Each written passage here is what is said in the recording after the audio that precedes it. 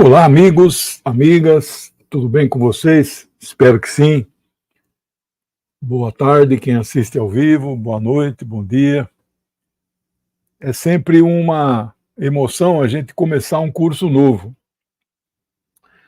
mas não é um curso qualquer, é um curso, digamos, de literatura e eu não sou professor de literatura, eu sou apenas um leitor voraz, né?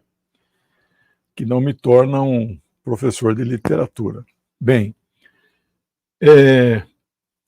eu fiz hoje um balanço no meu canal, naquela aba playlists, eu localizei 9 cursos já conclusos, que eu já fiz. São eles: Marxismo-Leninismo, Vida e Obra de Engels, Vida e Obra de Stalin, Marx e Lenin foi junto. Concepção marxista de proletariado, Filosofia Oriental, Mao Zedong,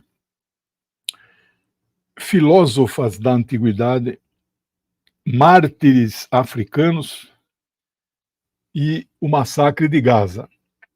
Isso totaliza 220 horas de conteúdo de curso no meu canal, sozinho, com apoio aí da minha amiga Luísa, e não é fácil. E para cada hora de curso eu estudo 4 em casa, né? E tem 2 cursos em andamento. História das Religiões, que vai dar umas 50 aulas, está na aula 10. E hoje começamos literatura, os livros mais importantes que devemos ler antes de morrer. Evidente que essa lista que eu elaborei, eu li os livros, senão não poderia falar sobre eles, né?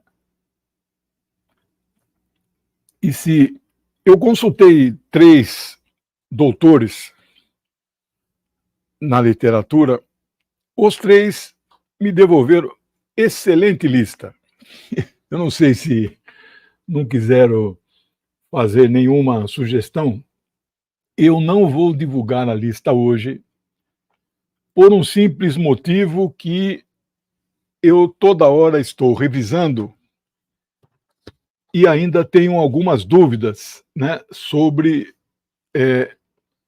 se tem que tirar um ou outro, e toda hora que eu leio esses livros especializados em os livros que você tem que ler antes de morrer, o que eu mais trabalho é esse aqui, 501, mas tem um que é 1001 livros, né? Então, toda hora manipulando, eu tenho vontade de incluir mais alguns e tirar um ou outro. Então, eu não vou divulgar hoje quais são os 30 livros, mas hoje o que eu vou divulgar é qual é o método, como eu cheguei a essa lista, né? Bom, é uma lista, são romances. Então, primeiro, aqueles livros épicos, por exemplo, o Mahabharata, né, que eu não vou dizer que li inteiro, porque ninguém leu inteiro, né? Mas pelo menos o Bhagavad Gita, Odisseia e Ilíada, né? Eu então excluí estes, são poemas épicos, né? Bom, mas eu vou começar com Divina Comédia. Esse eu posso falar porque não vai sair de jeito nenhum. E é uma poesia, né? Mas não tem como deixar de fora Divina Comédia. Bom, a segunda observação metodológica é literatura internacional, porque alguns não doutores que eu consultei, mas não tem um livro brasileiro. Não, porque talvez eu faça uns 30 melhores livros brasileiros. Então, destoa se eu incluísse um ou 2 brasileiros no meio desta. Vocês vão ver, a lista é fantástica e eu espero que quem esteja fazendo este curso possa lê-los de fato, todos esses livros, antes de morrer, né? Então, mas eu sou daqueles que defendem o livro, ele deve ser lido, mas ele pode ser ouvido. Então você pode optar em ler livros através do audiolivro. Tem que prestar mais atenção, e você não tem como anotar. Meus livros, inclusive de romance, são anotados. Eu não deixo de anotar nem em romance, né? A outra hipótese é você ler o livro naqueles e-readers, né? O mais famoso e o inventor disso está bilionário, mora no maior iate do mundo, etc., que é o Jeff Bezos, dono da Amazon, né? A outra opção é você ler o livro naquele aparelhinho, como é o nome na Amazon? Bom, eu comprei a primeira versão, paguei R$700, está numa gaveta, eu não me adaptei, não tenho condições de ler em tela, né? Mas quem tem condições de ler, qual é a vantagem de ler daquele... É que você programa a velocidade, então o texto vai subindo de acordo com o seu ritmo, né? Isso é a mesma coisa no audiolivro, você pode programar a velocidade, né? Bom, o livro tem que ser lido em papel. Esse é o meu ponto de vista conservador, eu não abro mão disso, mas admito que você ouça, que você leia em tela e, no limite, se você mesmo fala, eu não vou conseguir ler todos esses livros que o professor está indicando, e não só eu, tem outros autores que... Entra na internet lá, os 30 livros mais importantes, vem uma enxurrada de sugestões. E uma diferente da outra, porque é a opinião pessoal dos autores, né? Então, se você chegar à conclusão, você está numa fase de... Você tem que começar... Eu comecei a ler tarde, com 17 anos, né? Quando entrei na universidade, tornei-me comunista, e aí a disciplina... Mas é muito tarde. Antes disso, eu lia os livros que os professores exigiam que eu lesse. Mas os meus netinhos, um de 10, outro de 6, já estão lendo. Diário de um Banana, Harry Potter, já leram inteirinha a coleção, né? Então eu comecei a ler tarde, mas nunca é tarde. Eu me lembro que eu li Germinal de Zola, ele está na minha lista, e não está na maioria das listas, mas na minha está, com 30 anos. Aí falei com um amigo meu, e falei, puxa, rapaz, só com 30 eu li. Ele, muito otimista, falou assim, Zola agradeceria se fosse vivo, porque de que adianta você ter lido Zola com 18, né? Você não era maduro o suficiente para entender, inclusive, a luta de classes na França no século XIX, né? Bom, mas se você, dependendo da idade que você que está me assistindo, eu agradeço a parceria de 10 canais e os grandes canais, DCM 247, que é onde eu sou colaborador, que eles retransmitem os meus cursos. Você que está me assistindo, que ainda tem esperança de ler, faz favor, não é? Veja aí qual que você vai começar. Agora, se você acha que não dá mais para... já passou, e nem tem uma vida de maneira a encarar, seja por audiolivro ou e-reader, no limite, eu aceito que você assista o livro. Como assim? Assista o livro. Assista boas adaptações para o cinema destas grandes obras, não é? Bom, não, em hipótese, substitui a leitura do livro. Não tem nada substitui a leitura. Mas você assistindo, por exemplo, Guerra e Paz é um livro de 1.200 páginas, né? Se você está na minha lista. Você vai assistir o filme, são 4 horas de filme.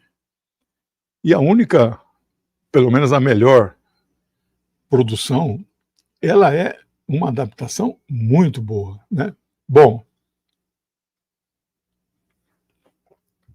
então, este é um curso ministrado por um apaixonado por livros. Um curso para quem ama livros. Dado por um não especialista, apenas um entusiasta, um estudioso, um esforçado, né? E o meu objetivo, ao falar desses livros, eu vou falar do autor, não vou fazer a biografia dele, porque em 1 hora não é possível. Vou falar do autor, da época que o autor viveu, do contexto da publicação do livro. Às vezes o autor tem uma produção literária por 40 anos.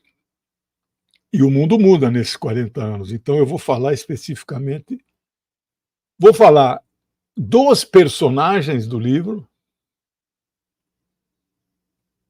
e finalizo falando da trama em si. Vai ter spoilers. Então, se você ainda pretende ler um dos livros, eu distribuo o card antes de cada aula, então você não deve assistir. Mas não tem nada assim de grande spoiler que vá impedi-lo de ler, né, este livro. Bom, eu peço ajuda e contribuição. Todos os meus cursos são cursos livres, gratuitos, não é? E quem puder nos ajudar aí de alguma forma no apoio, a melhor forma é entrando de membro do canal. No finalzinho da aula eu vou anunciar quem fez alguma doação e quem entrou de membro. É o Kindle aqui, agora que eu vi. Então eu tenho o Kindle da versão número 1. Tá tudo já, nem sei se funciona ainda. Bom,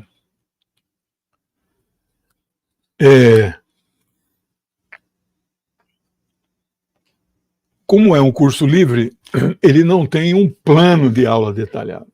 Então a minha ideia é que umas 2 ou 3 primeiras aulas.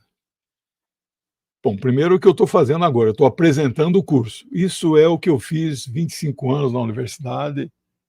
Entra no primeiro dia de aula, dá um oi, se apresenta o professor, sou eu, e ponho na lousa o plano de aula, de trabalho, né? Na universidade, 4 meses. Então eu estou fazendo o plano.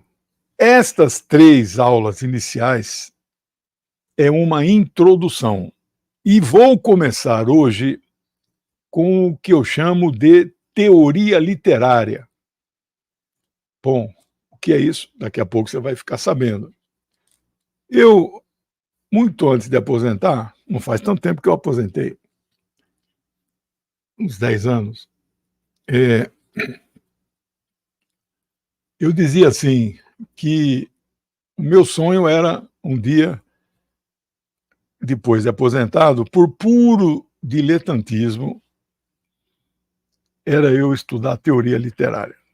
Então, a vida me levou a estudar. Não sou especialista, não é... se eu fizesse um curso desse tipo, não seria uma faculdade, 4 anos estudando para... Eu quero formar em teoria literária, né? E a segunda aula, não sei se hoje eu termino teoria literária, vai ser na minha área, sociologia da literatura. Um dos meus sonhos e projetos, se tiver energia para isso, saúde. Cheguei a propor lá na TVT, onde eu sou colaborador, um programa semanal de 1 hora com este título: Sociologia e Literatura. Aqui eu vou falar de sociologia da literatura, né? Então, o título do programa seria esse. Então, a análise do livro que eu faria num programa desse seria sociológica. Eu sempre disse que autores, romancistas, eles são sociólogos, porque eles têm que descrever, né, o ambiente, a trama, as intrigas, as lutas de classe, né? Ele tem que descrever os personagens. Por exemplo, os livros da Agatha Christie, eu tenho a coleção inteira aqui, 90. Eu li 88. Os 2 de teatro eu não li. Ela é uma escritora que viveu no período do Império Inglês, que dominava um dos grandes países que ele dominava, era a Índia. Então, e todos os personagens de Agatha Christie são relacionados com a burguesia. Não tem proletariado. Quando aparece um proletário, né, como vai aparecer no Morro dos Ventos Uivantes, é assim, provavelmente o criminoso que fez o assassinato, é um prestador de serviço na mansão, etc. Então, essa. Então, eu vou descrever este contexto, né? Então, tem muita sociologia aí no meio, né? Muita sociologia. Bom,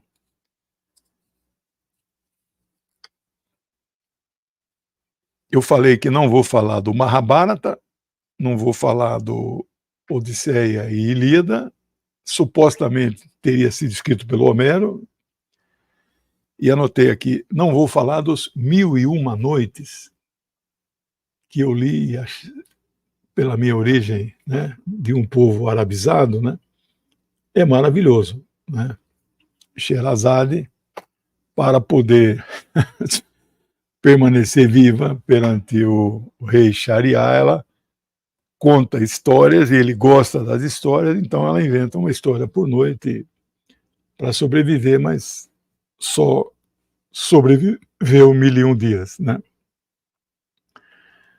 Eu me lembro muito a história de Ana Bolena, uma das 6 esposas de Henrique VIII, Ana dos 1000 dias, durou 1000 dias e foi assassinada pelo monarca, né?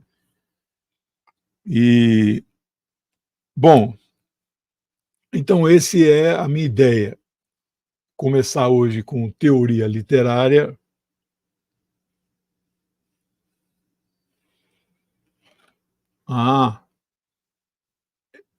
Monteiro Lobato, eu tenho não, agora não, eu estou olhando aqui na minha biblioteca de Alexandria, o livro está com a minha filha, eu dei para ela, ela leu, acho que quando tinha 12, 13 anos, né? Minha filha é uma leitora voraz e eu espero que meus netos sigam esse caminho, né? Alguém falou aí da Agatha Christie, e claro que o Morte no Nilo, Assassinato no Oriente Expresso, esses livros têm adaptações primorosas. O Assassinato no Oriente Expresso tem várias adaptações. A última, com aquele ator shakespeariano, esqueci agora, ele foi casado com a Emma Thompson. Bom, é a melhor adaptação. Sei lá, né? As mais antigas são bonitas e algumas filmado até, existe até hoje esse trem, né? Bom, eu, evidentemente, sou fã, eu gosto muito de romances de suspense, aqueles policiais que você passa o livro inteiro e só nas últimas páginas é que o assassino é mostra quem é o assassino. Na Agatha Christie, os dois detetives, né, um é profissional, que é o Hercule Poirot, né, Poirot, belga, mas fala francês, e a outra é Miss Marple,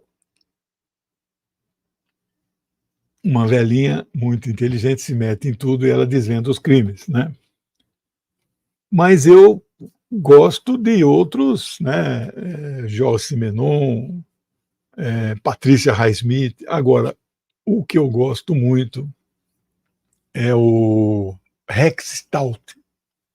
Uns falam Rex Stout, né? Com o desvendador de crime chamado Nero Wolfe. Nero Wolfe. Eu me identifico com o Nero, porque o Nero Wolfe é gordinho, né? Passa o dia praticamente sentado na poltrona tomando cerveja. Então, cara, ele resolve os crimes praticamente sem sair da poltrona. Então, ele, com as massas cinzentas, como ele diz, ele tem um ajudante, evidentemente. Se passa tudo na década de 30. A obra dele, acho que 8 livros foram traduzidos em português. Livros em outras línguas, eu leio várias, né? Espanhol, inglês, francês, mas não romance. Por exemplo, O Último Cabalista de Lisboa, né? Eu tenho a versão em espanhol. Qualquer outra língua que eu leia, a minha velocidade de leitura é muito grande, mas em outro idioma não é a mesma velocidade. E eu não tenho. Hoje eu vi alguém falando, parece o Bill Gates com a mão assim em cima de uma pilha de livros. E o comentário era: Bill Gates lê 50 livros por ano e não abre mão disso aí. Eu anotei, eu comentei, não sei onde eu vi isso. Coitado, não sabe nada o inocente. Eu leio o dobro disso, não abro mão da leitura diária de um período, 1 hora, 2 horas, nada me tira desta. Então, eu poderia ler a obra inteira do Rex Stout, que são 30 livros, mas ler em francês, né, não dá. Então eu espero, ainda mais romances, e eu já falei, quem me acompanha, eu me apresento como escritor. Puro diletantismo. Para mim, escritor é quem escreve romance. Não, professor, mas o senhor tem 23 livros publicados, 22, 23º, Mao Zedong não saiu ainda porque não tem dinheiro para imprimir. Está pronto, né? 340 páginas. Mas o senhor é um escritor? Não, eu sou uma pessoa que escreve livros. Na minha concepção, o escritor é o que faz romance. Eu não tenho essa capacidade, né? A minha mente pequena, perto de escritores, eu não consigo fazer uma poesia. Uma poesia. Minha esposa fala: você nunca fez uma poesia para mim. E nunca farei. Porque eu não tenho essa capacidade da rima. Imagina, então, a capacidade para você bolar os personagens e fazer uma trama. Bom, como eu espero viver mais tempo, não é? Sei lá, estou com 67, quem sabe vou até os 75, 80, nunca é tarde para escrever um romance, né? Mas não tenho muita esperança. Bom, agora vamos ao que importa.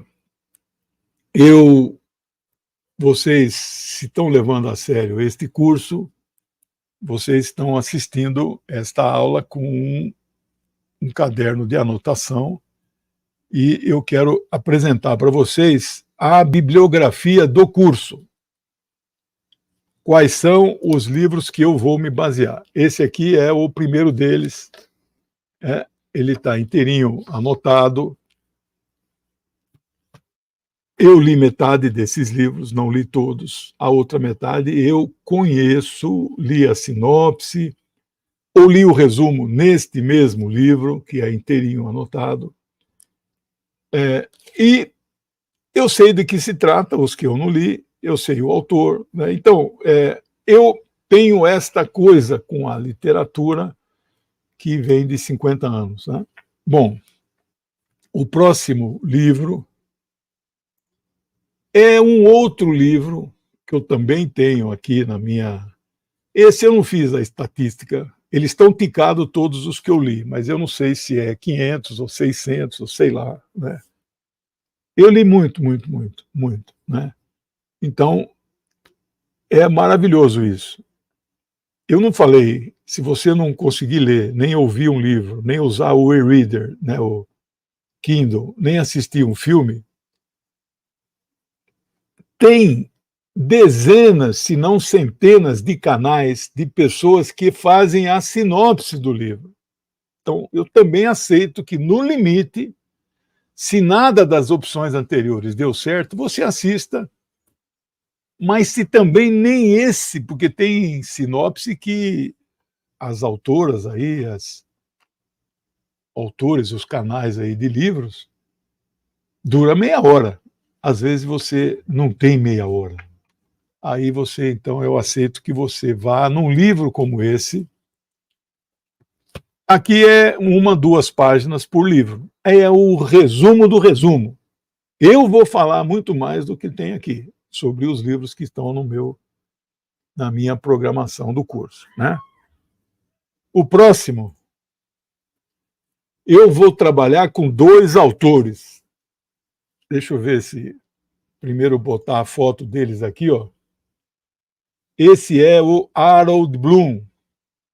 Vou falar dele na hora certa, não é hoje. Considerado o maior crítico literário, não é? Ele não é um cara progressista, de esquerda, né? Mas não importa, não é esse o corte. Eu vou indicar 3 livros dele.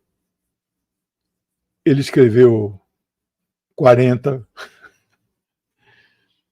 publicado em alguns desses livros em até 40 idiomas, né? E não, vou falar dele sim, nesse curso, nessa aula introdutória de teoria literária eu falo dele. Estadunidense, né? Então, aqui as fotos dele.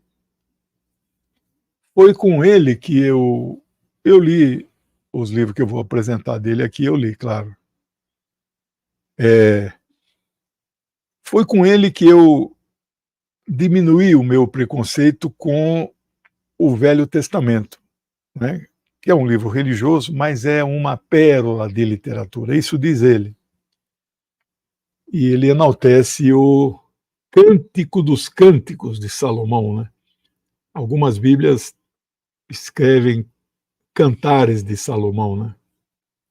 O cara era um porcaria, né? 1000 mulheres, né? Tem gente por aí que fala assim, pô, rapaz, eu fui ler a Bíblia, tornei-me ateu, porque, né, aquilo ali, especialmente o Velho Testamento, aqui ele em um pedacinho da sua biblioteca, provavelmente ele era uma biblioteca imensa, já morreu.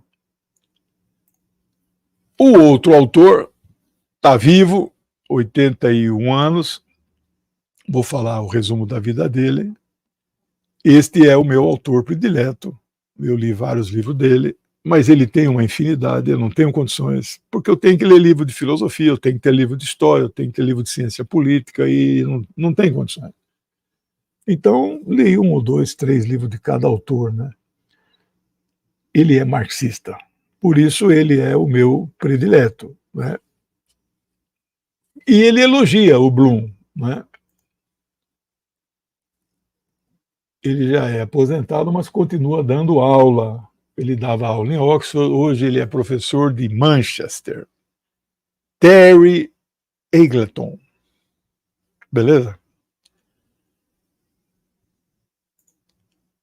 Agora os livros.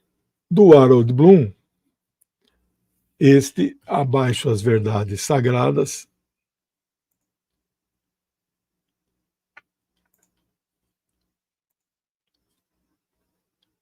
Esse é o melhor. Como e por que ler, né? Esse eu recomendo que você leia até o final do curso. esse também, do outro autor, Como Ler Literatura. O Bloom ficou famoso pelo cânone, não é, ocidental. O livro chama Cânone Americano, mas ele ficou famoso, conhecido pelo cânone ocidental. Então ele reúne a nata do pensamento ocidental. Aí não tem nenhum russo, aí não tem nenhum autor lá do Oriente, né? E, aliás, falando em Oriente, só nos chegam, no máximo que nos chegaram foram os autores russos. Os persas, chineses, indianos. O indiano Salman Rushdie, né? Eu li The Satanic Verves, teve que ler no original, porque nenhuma editora brasileira se dignou a traduzir. Depois parece que os versos satânicos foram traduzidos, não sei se Editora das Letras, mas na época foi assim. Ele foi condenado à morte, né, pelo líder da Revolução Iraniana, Khomeini.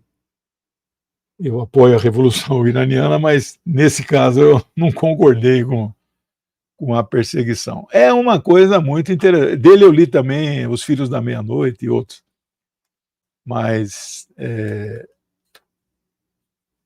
há uma lenda por detrás daquele momento em que o Alcorão foi compilado, que alguns versículos, por isso ele chama de versículos satânicos, que o Maomé, ele ditava, inspirado no anjo Gabriel, em Deus, né? E os seguidores tomavam nota. E alguns destes não chega a ser um poema, né? Alguns destes versos disseram que foi inspiração do diabo. Por isso que eles são satânicos e foram excluídos do Alcorão. Isso ninguém sabe se é verdade ou não, mas como o autor, né, de um romance, ele tem a liberdade, né? Por exemplo, O Nome da Rosa, do Humberto Eco, que eu li quando saiu no Brasil, em 86, é uma maravilha, né? E olha, pode assistir o filme, a adaptação do Jean-Jacques Zanot, é perfeita, né? A reconstituição da época perfeita, com o Sean Connery, né? William de Baskerville, né? Lembrando o primeiro romance policial de Sherlock Holmes, né? O Cão de Baskerville, né? E o ajudante dele, né? Adso, né? Adso de Melk, era um mongezinho que era o ajudante dele, está lá no mosteiro para desvendar os crimes, né? Eu não vou contar aí o final, porque esse aí não pode contar, esse spoiler aí é Adso de Melk, é o monge. Mas ele inspirou em quem? Meu caro Watson, que era o ajudante do Sherlock, né? Esse Eco é maravilhoso, li também a obra inteira dele. Tem 120 capítulos, o Nome da Rosa. Cada capítulo começa com uma citação. Ele, quando lançou, deu uma das coletivas, ele disse: só 2 dessas citações eu inventei. 118 são verdadeiras. Ele nunca contou para nós quais eram as falsas, né? Mas não importa. Outro que enganou, mas é um engano gostoso, né? Que é a liberdade literária, aquele Jostein Gaarder, que escreveu O Mundo de Sofia. Espero que vocês tenham lido, né? E minha filha leu também quando era menina, né? Maravilhoso. Eu li a obra inteira dele, a obra literária.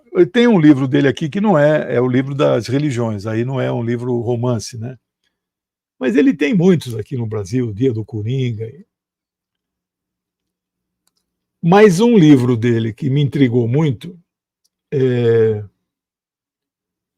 Ó, pessoal, esse curso é assim, né? Vai falando de livro o tempo todo, né? É o Vita Brevis.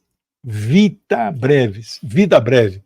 É o mesmo título de um livro filosófico excepcional que eu gostei muito, do Sêneca, né?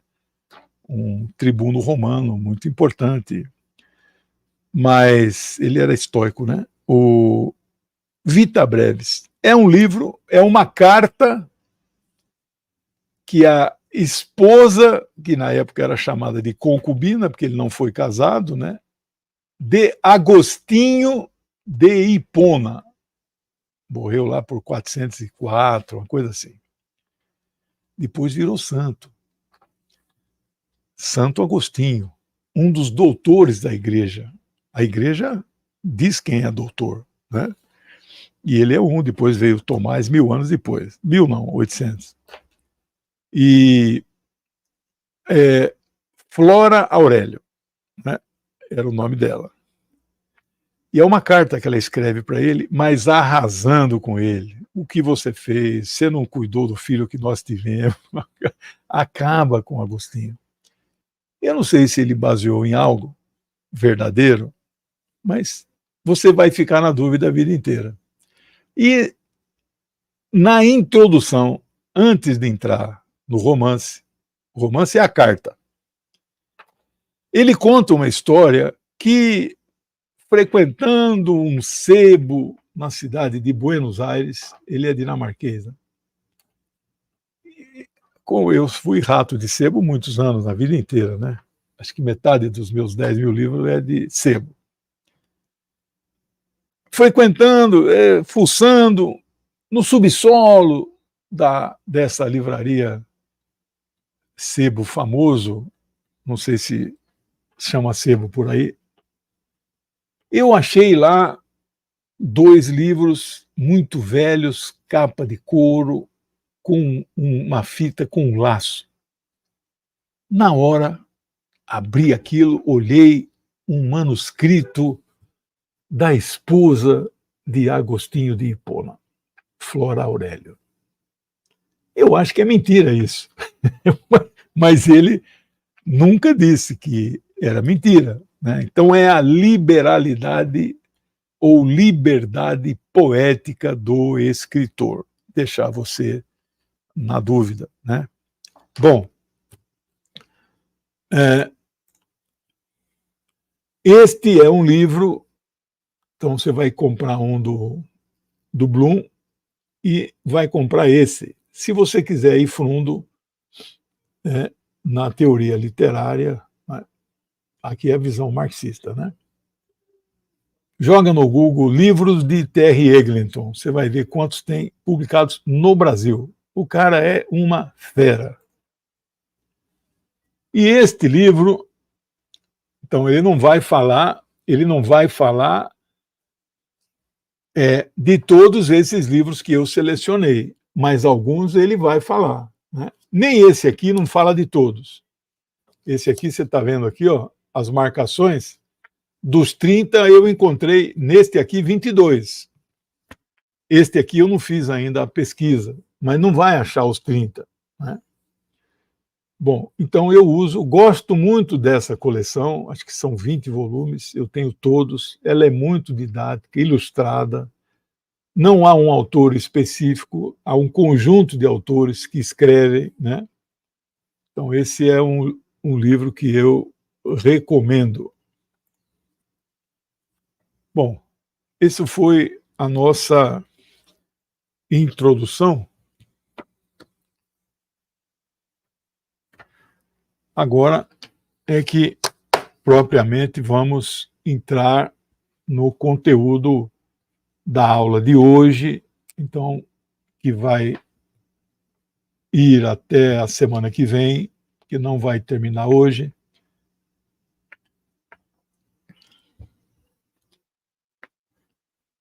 Eu não consigo falar e ler, então eu peço desculpas.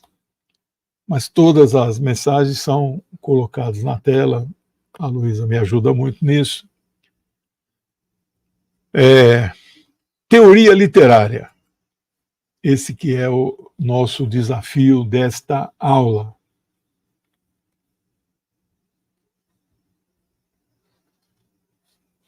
Excelente livro e filme, é isso aí. O Jean-Jacques Annaud, eu gosto muito de cinema também, né? Cinema, eu sou um cinéfilo, sou um cineclubista. O primeiro cineclube que eu fundei, eu tinha 18 anos, 75.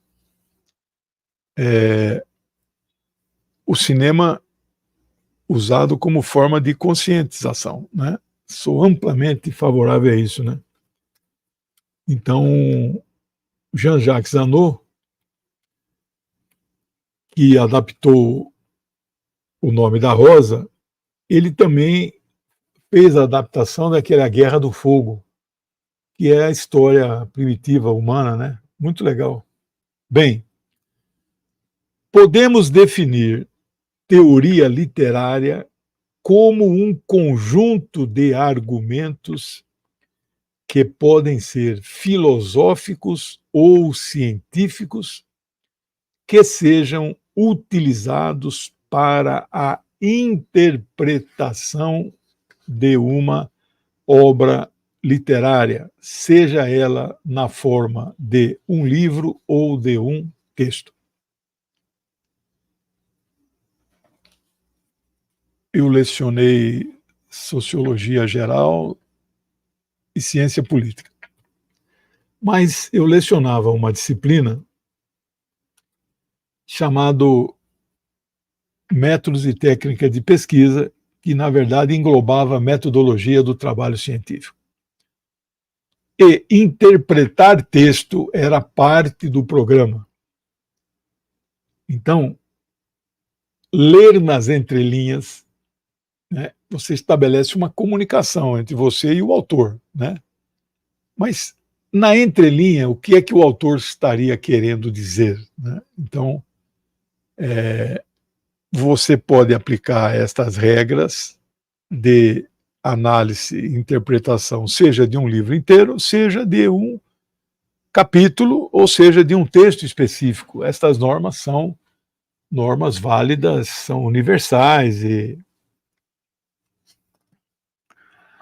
existe ainda a sociologia da literatura, que nós veremos na próxima aula, mas outros ramos da teoria literária envolvem ainda a retórica literária, retórica é o discurso, a estética, que é a forma, a poética e a estilística, né, que é o ramo da teoria literária que analisa o estilo. Bem, isso para hiper especialista, né? Não é o meu caso, né? Eu faço análise muito simplista das coisas, né?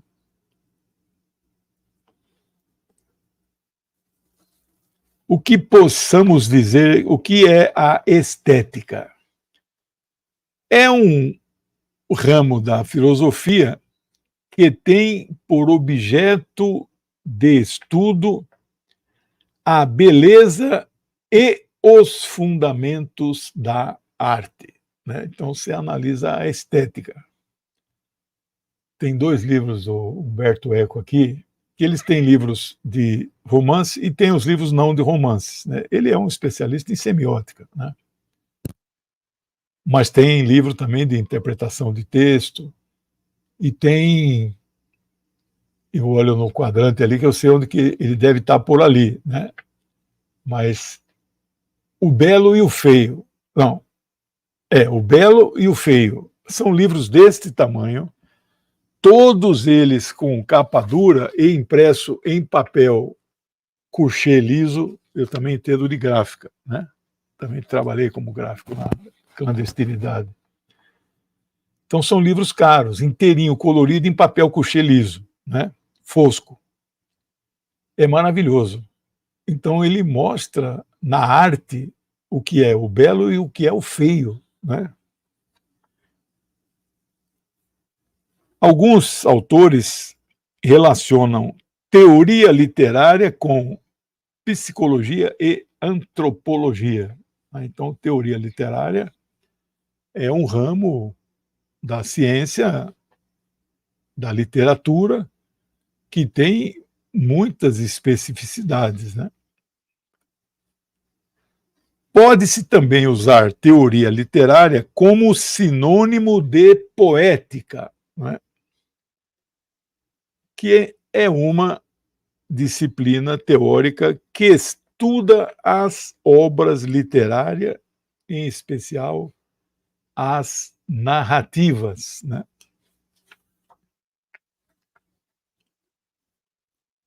Nos países de língua inglesa, a teoria literária é comparada em pé de igualdade com a crítica literária.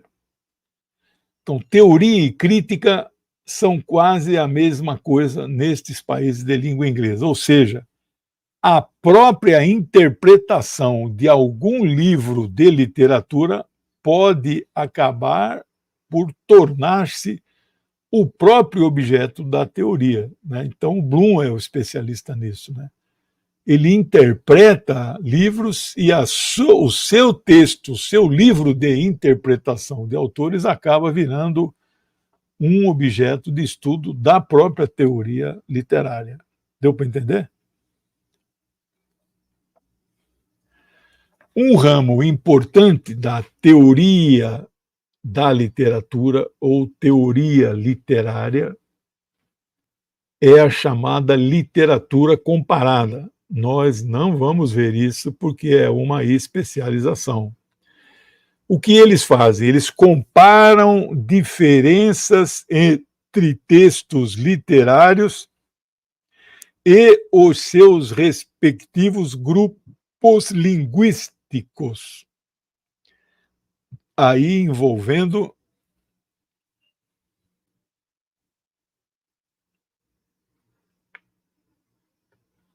não sabia desse do eco, né?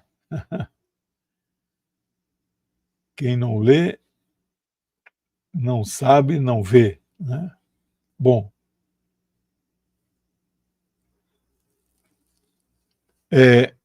então, a comparação desses grupos linguísticos aí envolve regras gramaticais, intertextualidade, cultura e nacionalidade.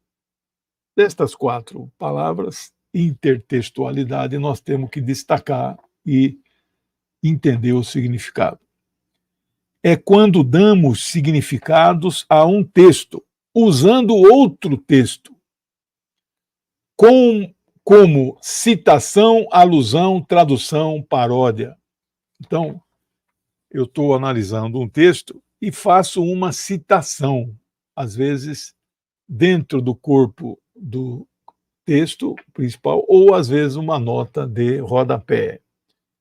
Eu leio notas de rodapé. Por isso que todos os meus livros e os que eu editei pela minha pequenina editora, eu abri a editora em 19. Estou vendo qual foi o dia exato, estamos completando 5 anos. Eu editei 12 livros meus e 15 livros de amigos.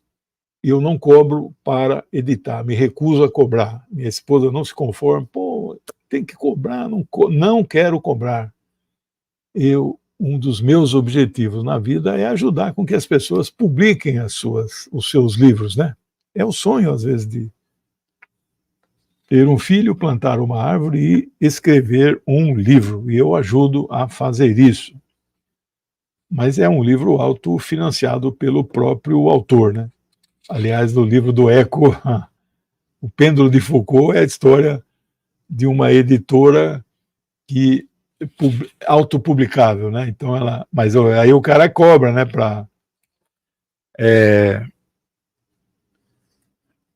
Então, todos os meus livros, e até os que eu publiquei antes por outras editoras, são 12 também, por 4 de editoras diferentes, a nota de rodapé tem que ficar na mesma página. Essa história de nota de rodapé no final, eu como leio nota de rodapé, então você fica toda hora, vai e volta. Vai. E o livro que tem 700 páginas? O livro, esse livro aqui, quase 800 páginas, Jerusalém.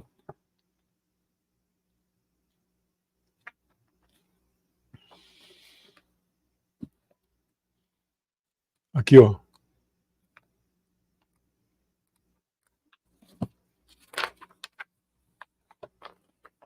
Aqui, ó. Tudo isso aqui é nota de rodapé.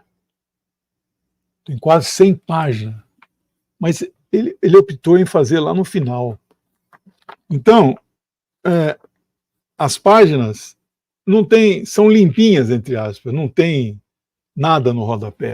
Eu tenho que ir lá no fundo. Aliás, amanhã é o dia de Jerusalém, nós vamos fazer um programa especial. Se você ainda não está na minha lista de transmissão, você me manda um oi. Tá aqui, ó, meu Pix, a minha editora, o site, onde você pode adquirir meus livros e meu Zap, né? Então, eu valorizo muito a citação.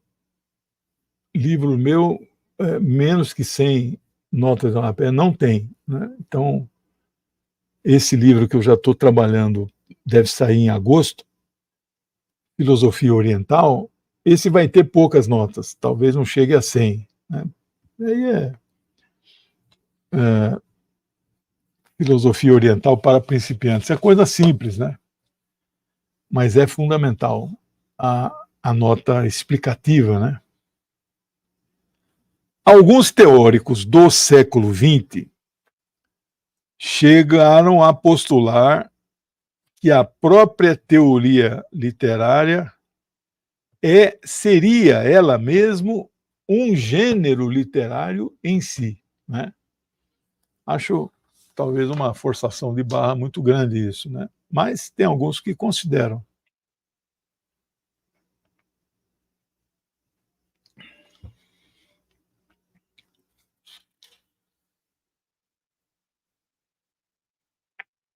Temos que entender minimamente as grandes diferenças da literatura e seu gênero. Aqui, então, eu vou falar de gêneros literários que faz parte da teoria literária, que é o mínimo para nós fazermos um bom curso, né? O primeiro gênero é o chamado épico narrativo.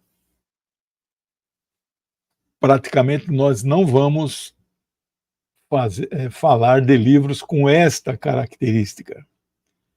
Este é um gênero tradicionalmente escrito em poesia épica.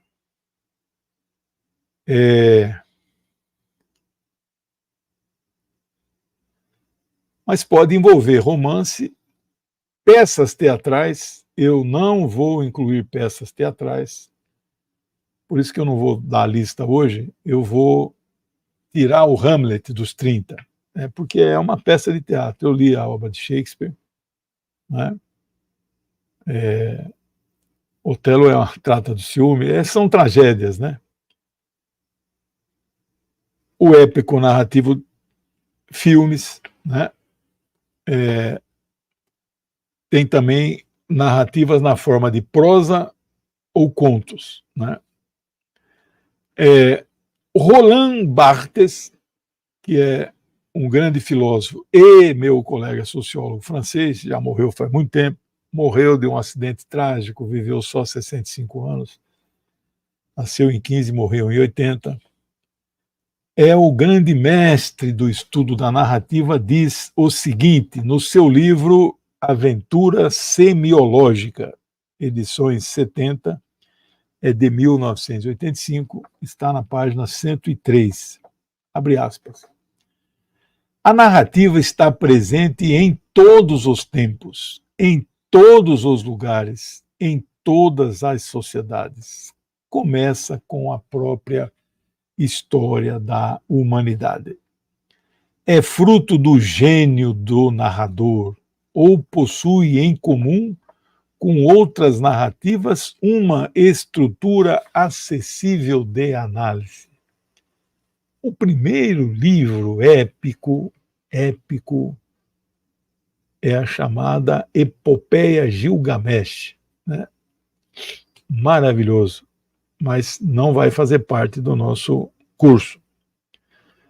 O segundo gênero é o gênero lírico. Ele faz, na maioria das vezes, ele é escrito em versos, explorando a musicalidade das palavras, em especial a sua rima. O livro que melhor trabalha com esta rima, até em um estilo de um cantochão, é exatamente o Alcorão, Alcorão, que é um livro sagrado para 2 bilhões de pessoas. Nós temos que respeitá-los, né? Os outros 2 bilhões são os cristãos, com as suas várias denominações. Estou dando um curso aos domingos, 19 horas, História das Religiões. Já estamos na quinta religião. Domingo agora eu vou começar hinduísmo. Deve ir 2 ou 3 semanas, porque é muito conteúdo, né? O poema épico Ilíada e Odisseia, que é relacionado com a mitologia grega, mas é maravilhoso, mas é poema. Eu não vou. Não, mas o senhor vai, professor, vai falar de Divina Comédia, né? A viagem que o autor faz, né? Ele ama, na verdade, ele amou na vida real, né? A sua amada Beatriz e nunca teve nada com ela, coitado. Era uma época que o pessoal sofria, amava à distância, né? Don Quixote também tinha lá Dulcinea, né? Então ele era imaginário, coitado, era um bom maluco, mas bom no sentido mesmo, uma boa pessoa, né? O cavaleiro fidalgo, né? Com seu grande ajudante Sancho Panza. Mas eu não tenho como não falar, porque Divina Comédia, Lusíadas e Don Quixote, esses três, 1300, 1500, 1600, são os livros mais antigos que nós vamos trabalhar. Depois aí vai caindo já para o século 17, 18, 19, né? Pouca coisa entra no século 20, né? Deixa eu ver aqui, não vou falar os livros, mas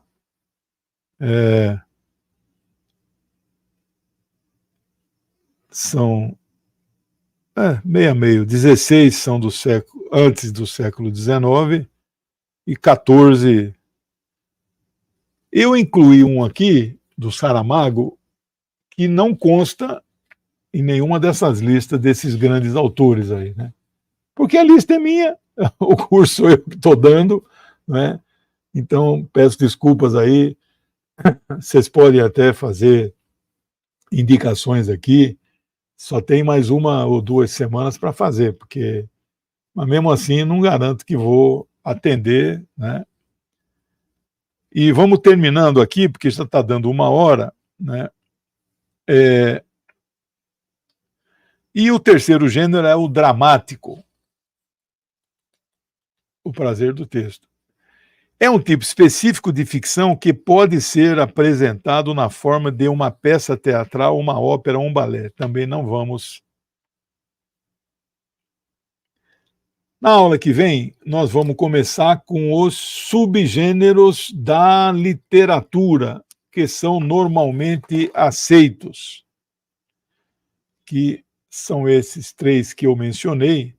Eu vou, então, detalhar melhor, por exemplo, o épico narrativo, conto, novela, romance, né? Então, todos os livros meus estão neste primeiro bloco. Pessoal, foi muito legal, exciting em inglês, né? Eu estou muito excitado, no bom sentido do termo, ou no sentido, bom não é o termo, né? No sentido mais puro, digamos, a palavra é porque estou entusiasmado com esse curso. Alguns livros talvez tenha que reler, não tem problema, eu tenho leitura dinâmica, eu leio muito, muito rápido. E fiquei muito feliz, nos acompanharam aí em torno de 100 e poucas pessoas ao vivo, mas até amanhã acho que sempre tem dado 2.000 pessoas que assistem as minhas aulas, né? Aí quando passa no 247, aí vai para 20 mil, né? Então é legal, me sinto prestando um serviço. Eu preciso aqui agradecer, não é? A Marisa entrou de membro, o Gavlinski já é membro por 24 meses, olha aí, ó. Rivadavia, sempre presente, mandou uma contribuição. Vamos ver o que diz a Fátima Leal. Tomei gosto pela literatura e nunca mais parei. Vivi em meio aos livros a vida inteira, até hoje, e pretendo continuar até o último dia. E como creio no céu, espero que tenha uma biblioteca lá. Que legal, eu já não creio no céu, mas eu costumo dizer assim, né? Se existir mesmo esse céu, esse paraíso, não tenham dúvida, os primeiros que vão entrar são os comunistas ateus, né? Porque nós só fazemos o bem, né? O Gavlinski diz: gosto do dispositivo da Amazon, o Kindle, mas o app Kindle para iPhone é ainda melhor. Melhor que tudo é o app Kindle para o iPad. Eu tenho o iPad, mas não uso o app. É simplesmente o paraíso para o leitor compulsivo. Bom, eu acho que não vou conseguir me adaptar. Meu amigo Danilo, apoiador de primeira hora, Danilo, o próprio, ele tem vários nomes, Danilo Antifascista, aí renovando a assinatura, que legal, muito obrigado aí, um grande camarada. O Bretas manda um sticker e o Danilo deu uma assinatura de presente. Não sei como funciona isso, mas eu agradeço muito, estou muito feliz com as doações. Não vejo a hora de chegar, então, quinta-feira que vem. Vamos terminar a teoria literária, vamos começar a sociologia da literatura e talvez daqui a 1 ou 2 semanas, aí vamos entrar propriamente na lista. Eu já anunciei, nós vamos começar com a Divina Comédia, onde o autor visita os vários tipos de inferno, passa no purgatório e vai aos vários tipos de céus. Vamos falar, inclusive, da influência do islamismo nessa obra, né? Pessoal, não se esqueçam, todos os dias, 10h30, Geopolítica em Foco na TVT. E amanhã, às 19 horas, eu farei um programa especial com o meu amigo, camarada José Reinaldo. Amanhã é o dia de Jerusalém, e mais o meu amigo e camarada Marcos Tenório. Vamos falar de Jerusalém. Aí, eu acabei de aceitar aí um programa, em seguida, às 20 horas, é um canal que eu não sei, esqueci o nome, mas vou falar dos ataques que Israel está fez na Síria, na embaixada do Irã. Muito obrigado por tudo, pelas contribuições. Obrigado aí pela Luísa pelo apoio. O Fred Dreyfus, legal, ele sempre nos acompanha. Tudo de bom. Beijão para vocês. Tchau, pessoal. Obrigado.